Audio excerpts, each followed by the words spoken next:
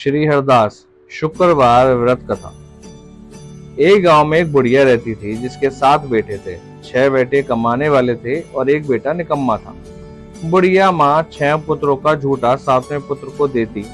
7वां पुत्र एक दिन अपनी पत्नी से बोला, देखो मेरी माता का मुझ पर कितना प्रेम है। वह बोली, क्यों नहीं, सबका झूठा बचा हुआ तुमको खिलाती हैं। वह बोला, जब तक आंखों से ना देखें मान नहीं सकता। पत्नी ने हंसकर कहा, देख लोगे तब तो मानोगे। कुछ दिन बाद एक बड़ा त्योहार आया।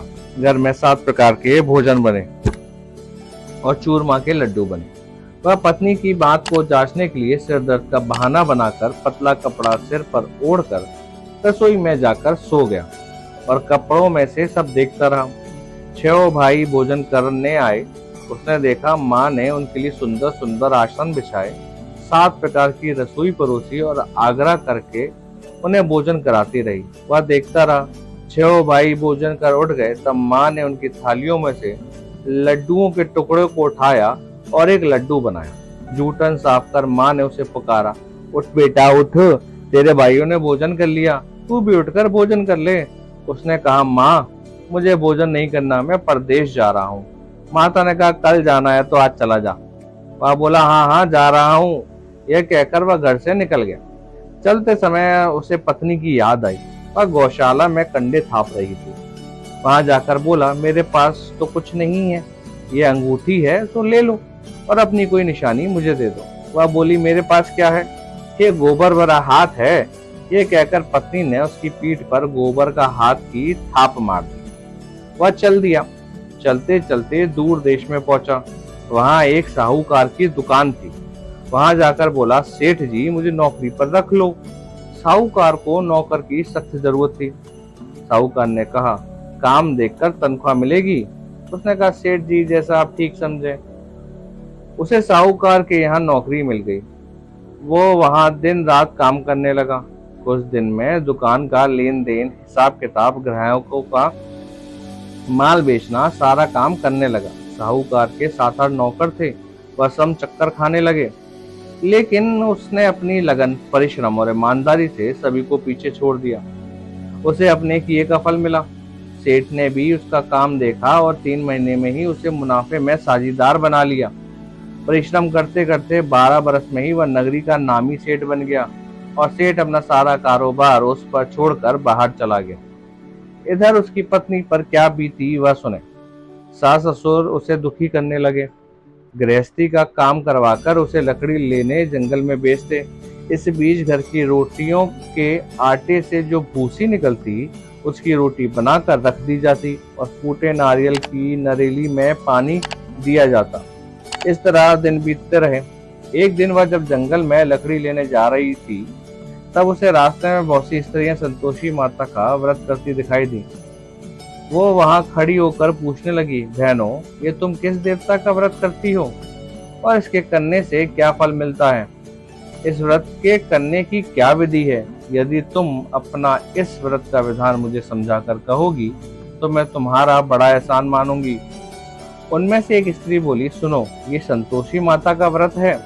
इसके करने से निर्धनता, दरिद्रता का नाश होता है, लक्ष्मी आती है, मन की चिंताएं दूर होती हैं, मन को प्रसन्नता और शांति मिलती है, निपुति को पुत्र मिलता है, प्रीतम भार गया हो तो वह शीघ्र लौट आता है, कुंवारी कन्या को मनपसंद वर मिलता है, चलता मुकदमा खत्म हो जाता है, कलह कलेश की निवृत्ति हो, सुख शांति होती है, घर में धन जमा हो, धन जायदाद का लाभ होता है, तथा और भी मन में कुछ कामना हो सब संतोषी माता की कृपा से पूरी हो जाती हैं। इसमें संदेह नहीं है। वह पूछने लगी, ये व्रत कैसे किया जाता है, यह भी बताओ तो बड़ी कृपा होगी। वह स्त्री कहने लगी, बिना परेशानी, श्रद्धा और प्रेम से जितना भी बन सके प्रसाद लेना, 5.25 पैसे से 5.25 आने तक, तथा इससे भी ज्यादा शक्ति और भक्ति के अनुसार गुड़ और चना लें। हर शुक्रवार को निराहार रह के कथा कहना, सुनना, इसके ओम बीच कमी नहीं टूटे। नियम पालन करना, सुनने वाला कोई न मिले तो घी का दीपक जलाकर उसके आगे जल के पात्र को रख कर कथा कहना, परंतु नियम न टूटे जब तक कार्य सिद्ध न हो। नियम पालन करना और कार्य सिद्ध हो जाने पर व्रत का उद्यापन करना। 3 मास में माता पूरा फल प्रदान करती हैं। यदि किसी के ग्रह खोटे भी हैं तो माता 1 वर्ष में अवश्य उनको अनुकूल करती हैं। कार्य सिद्ध होने पर ही उद्यापन करना चाहिए, बीच में नहीं। उद्यापन में 2.5 सेर आटे का खाजा तथा इसी अनुसार खीर तथा चने का साग बनाना। 8 बच्चों को भोजन कराना। जहां तक मिले देवर जेठ भाई बंधु कुटुंब के लड़के लेना, ना मिले तो रिश्तेदारों और पड़ोसियों के लड़के बुलाना। उन्हें भोजन करा यथाशक्ति दक्षिणा दे। माता का नियम पूरा करना। ध्यान रखना उस दिन घर में कोई खटाई ना खाए। यह सुन वह वहां से चल दी। रास्ते में लकड़ी के बोझ को बेच दिया और उन पैसों में से गुड़ चना ले माता के व्रत की तैयारी कर आगे चली। रास्ते में संतोषी माता के मंदिर में जा माता के चरणों में लौटने लगी। विनती करने लगी, माँ मैं दीन हूँ, निपट मूर्ख हूँ, व्रत के नियम कुछ जानती नहीं, मैं बहुत दुखी हूँ। हे माता मेरा दुख दूर कर, मैं तेरी शरण में हूँ। माता को दया आई। एक शुक्रवार बीता कि दूसरे शुक्रवार को ही उसके पति का पत्र आया और तीसरे शुक्रवार को उसका भेजा हुआ पैसा आ पहुंचा। ये देखकर जेठानी मुंह से कोड़ने लगी, इतने दिनों बाद इतना पैसा आया, इसमें क्या भड़ाई है। लड़के ताने देने लगे, काकी के पास अब पत्र आने लगे, रुपए आने लगा, अब तो काकी की खातिर बढ़ेगी, अब तो काकी बुलाने से भी नहीं बोलेगी। बेचारी सरलता से कहती, भैया पत्र आया, रुपया आया तो सबके लिए अच्छा है।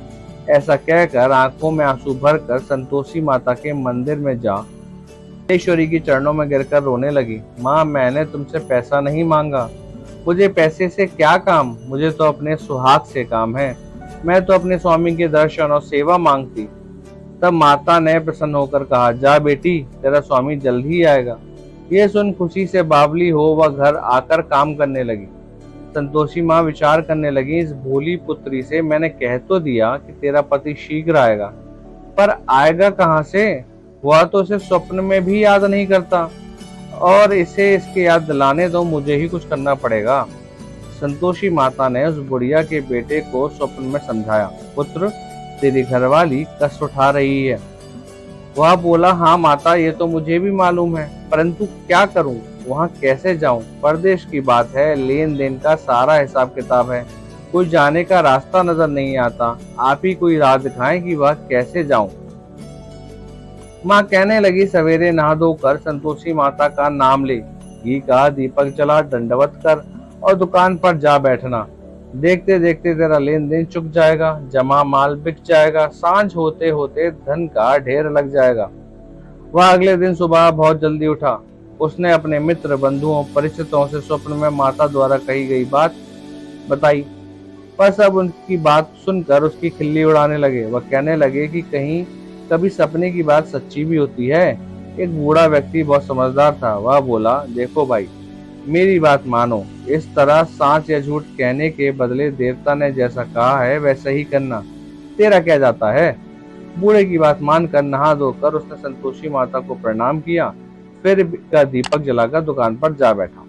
शाम तक धन का ढेर लग गया। वह हैरान हुआ, मन में संतोषी माता का नाम ले प्रसन्न हो घर जाने के वास्ते गहना कपड़ा और सामान खरीदने लगा।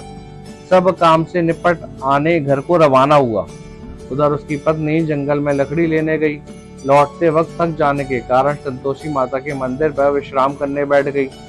यह तो उसका रोज रुकने का स्थान था। धूल उड़ती देख उसने माता से पूछा, हे माता ये धूल कैसी उड़ रही है। माँ ने कहा, हे पुत्री तेरा पति आ रहा है, अब तू ऐसा कर, लकड़ियों के 3 बोझ बना, एक नदी के किनारे रख, दूसरा मेरे मंदिर पर और तीसरा अपने सिर पर रख। तेरा पति को लकड़ी का गट्ठा देखकर मोह पैदा होगा, ये यहाँ वहाँ रुकेगा, नाश्ता पानी बनाकर माँ से मिलने जाएगा। तू लकड़ी का बोझ उठाकर जाना और बीच चौक में गड्ढा डालकर 3 आवाजें जोर से लगाना, लो सासू जी लकड़ियों का गट्ठा लो, भूसी की रोटी दो, नारियल के खपरे में पानी दो, आज कौन मेहमान आया है। संतोषी माँ की बात सुनकर वह बहुत अच्छा माँ कहकर प्रसन्न मन से लकड़ियों के 3 बोझ बना लाई। एक नदी के तट पर, दूसरा माता के मंदिर पर रख। इतने में ही मुसाफिर वहां आ पहुंचा।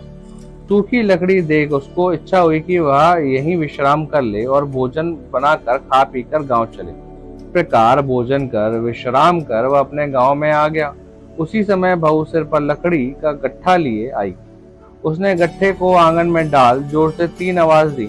लो सासू जी, लकड़ी का गट्ठा लो, भूसी की रोटी दो, नारियल के खप्पर में पानी दो।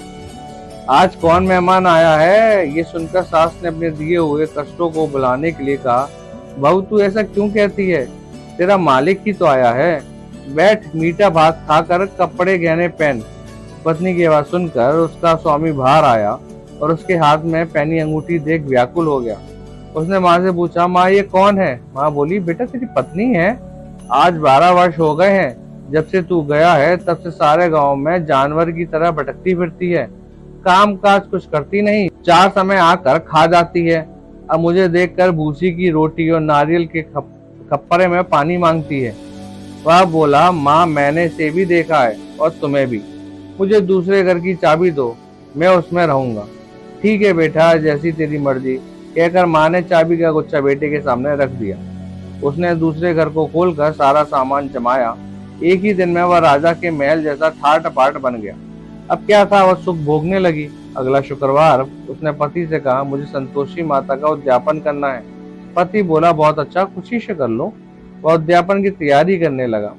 जेठ के लड़कों को भोजन करने के लिए कहने गई। उन्होंने मंजूर किया, परंतु पीछे से जेठानी ने अपने बच्चों को सिखलाया, देखो रे, भोजन के समय सब लोग खटाई मांगना, जिससे उसका उद्यापन पूरा ना हो।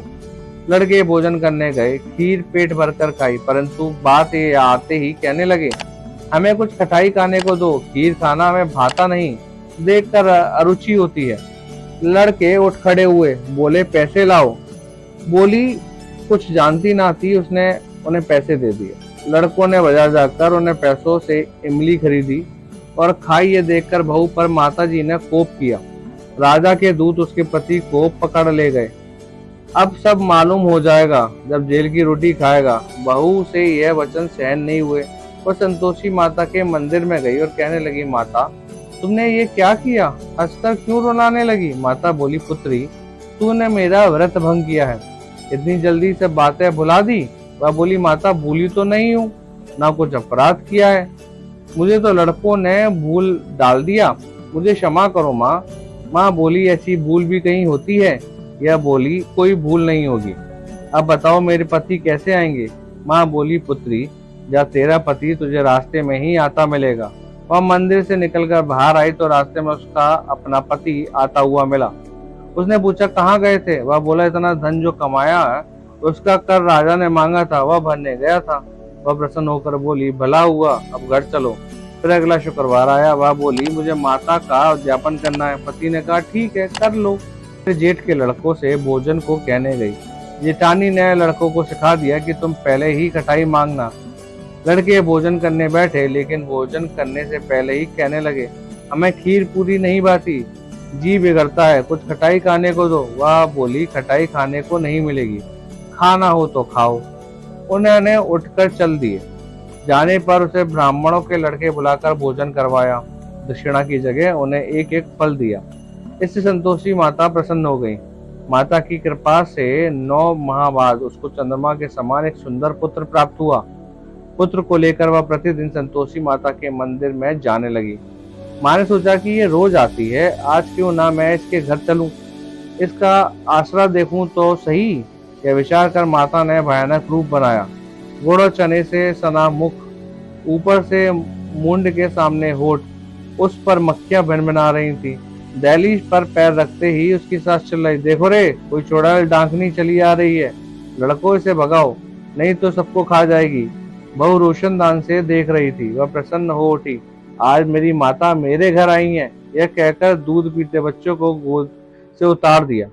इस पर उसको सास क्रोध में भरकर बोली, अरे इसे देखकर कैसी उतावली हुई है जो बच्चे को पटक दिया।